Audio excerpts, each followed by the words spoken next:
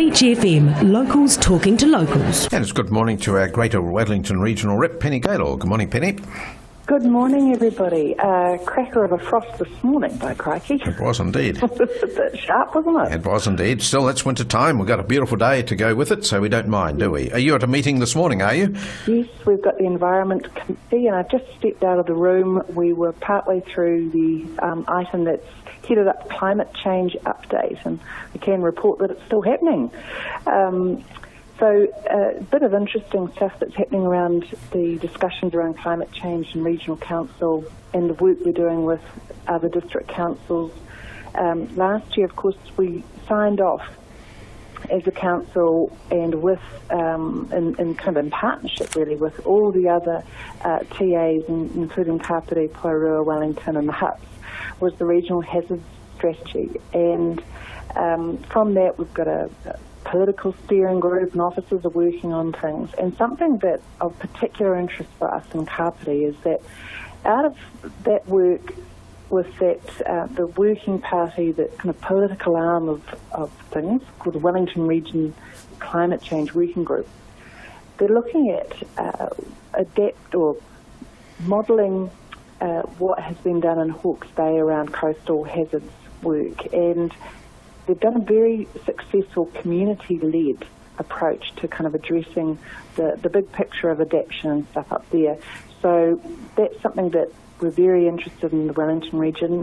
One of my colleagues, Councillor Roger Blakely, and I met with Mayor Guru nearly a couple of weeks ago.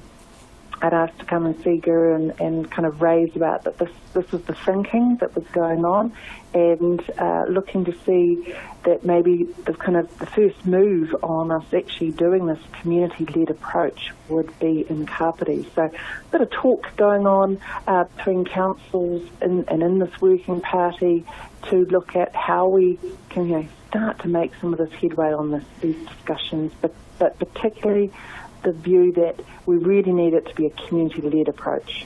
So I suppose one of the big things is not to allow councils to build near the coastline, or if you do build there, it's your own responsibility.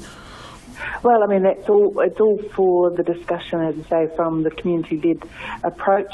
And it's quite interesting that the example of the Hawke's Bay, where it's the Napier right down through to the kind of the Clive and that kind of rural area that's coastal from the Hastings area, that I kind of think it's quite comparable to what we experience on the Kapiti coast. You have areas of high urban use, you've got rural areas, you've got places like Queen Elizabeth Park where it's of recreational and farming areas. So, they've actually undertaken this approach and it has been really successful and, incredibly complex, lots of different interests. But a way of kind of stepping through it with a community, because I've been in amongst it when that has not gone well, and nobody intends to do that. So here's an approach that the thinking is like, let's take this approach from here on in. So, I mean, Paikakariki is a perfect example of erosion, isn't it, by the sea, and they're having to put up this multi-million-dollar seawall. So is that the sort of thing you're thinking about, is it? Yeah, well, that's, if we were to say, for example, for the Kapiti area, as a first kind of go at this, almost like a trial, is some of the thinking that, the word around the thinking at the moment. And that you look at kind of Waikanai South, potentially right down to Paikakariki, of course, because then you also include Paraparumu and Queen Elizabeth Park. And there's a lot of different things happening there. I've, been called in by residents who are property owners at the beach, showing me different things, and virtually, for every few metres down the beach, you've got different things happening, so incredibly complex, and you've got to kind of find a way of dealing with it. We're kind of done, aren't we, with not dealing with it? Yes, and of course that Waimiha stream at Waikanai, that's a real concern, isn't it? Unless you keep straightening up the river flow, it just bites away at the banks there, the dunes, into the housing area. Yeah, so lots of different kind of scenarios really, aren't there, for us to be dealing with. So that's sort of some of the interesting stuff that we're looking at today. And yesterday we had our Sustainable Transport Committee. Lots of things were on the agenda there. And I have to say, when I came home back to Kapiti from the meeting yesterday, I went in and after tea time was the guest speaker for the Otaki Cubs. All right. And we had a lovely chat.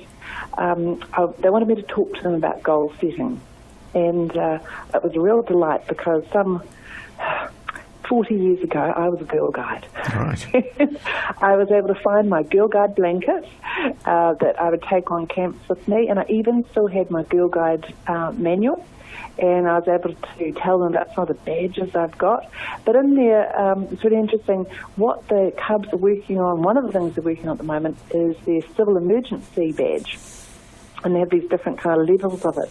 So you've got these young boys and girls who are getting their head around what you do in a civil emergency and how you help yourself and how you help your family and how you help your neighbours. So isn't that great to hear about? It is indeed. Yeah. Now, your Greater Wellington Regional Council talking about the introduction of regional fuel tax today? No, that's not on the agenda, and even it didn't pop up in any kind of informal discussions after our Transport Committee meeting yesterday.